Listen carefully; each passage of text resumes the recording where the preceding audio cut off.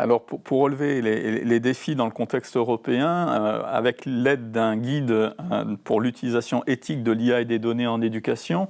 qui est produit par la Commission européenne, il y a plusieurs défis, on va dire, à plusieurs niveaux. Le premier défi, bien entendu, dans un contexte européen, c'est de pouvoir adresser des systèmes éducatifs différents, c'est de pouvoir adresser des systèmes de formation différents,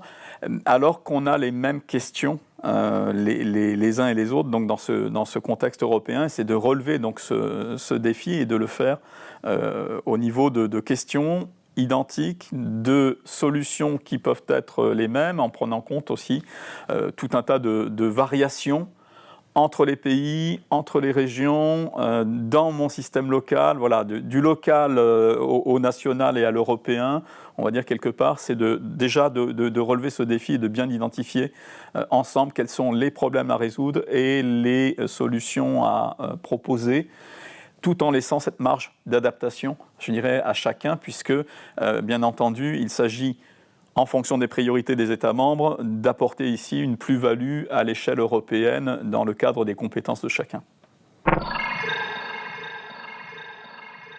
Le second défi, il est de pouvoir avoir une approche éthique et raisonnée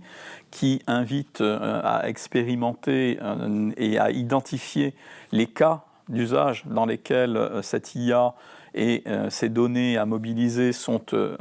pertinentes pour résoudre finalement un objectif que l'on s'est fixé, un objectif d'apprentissage ou un objectif de parcours. Donc, pour identifier cela, finalement, c'est utiliser l'IA pour, je dirais, adapter aux besoins de chacun des élèves les solutions que l'on peut apporter, de travailler sur les rythmes, de travailler sur les parcours qu'ils peuvent effectuer tout au long de leur scolarité,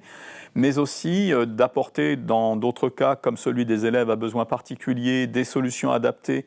qui permettent effectivement, je dirais, d'être au service de l'apprenant, au service de l'enseignant. Donc ça, c'est vraiment très important et ce défi doit s'accompagner également de retours sur ce que l'on fait et un important lien probablement avec la recherche en éducation et en numérique éducatif,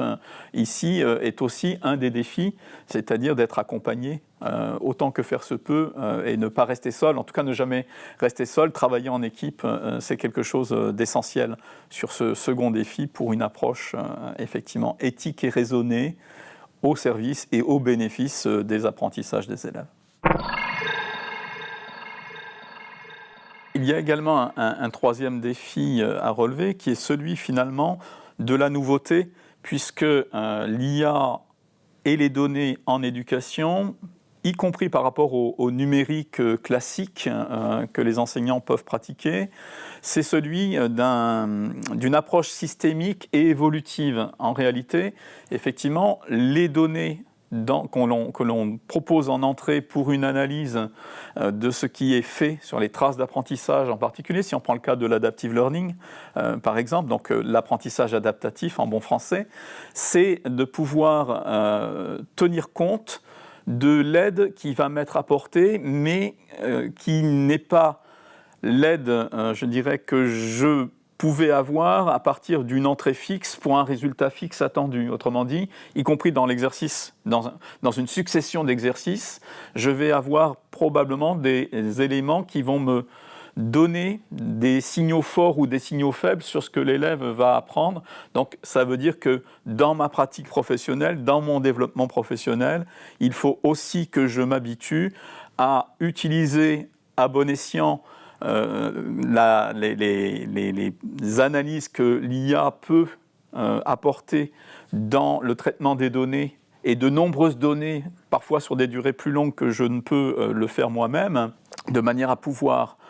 aborder sereinement les choses que je n'avais pas nécessairement prévues. Et par conséquent à m'adapter également. Donc c'est un développement de la culture professionnelle aussi de l'enseignant qui est en jeu derrière, mais comme dans l'ensemble de la société avec une utilisation de plus en plus large des techniques d'IA associées aux différents outils et services numériques. Alors, en conclusion, on peut dire que si les défis sont principalement pédagogiques et didactiques, en particulier dans la relation professeur-élève, ils sont aussi un petit peu plus larges, je dirais, puisqu'ils réinterrogent, comme à chaque fois avec l'utilisation du numérique, c'est l'occasion de se réinterroger sur ce que l'on apprend, pourquoi on l'apprend, comment on l'apprend, et donc de pouvoir tester, expérimenter et ouvrir de nouveaux possibles grâce finalement à une technique qui permet une utilisation de données plus massives, de données dans le temps, qui sont, je dirais, même quand on est un excellent professeur, très utiles dès lors qu'on les utilise comme un assistant et que l'on prend l'entière responsabilité de ce que l'on fait. C'est-à-dire que la relation humaine est aussi essentielle ici. Bien entendu, c'est l'enseignant qui décide, ce n'est pas la machine qui décide in fine.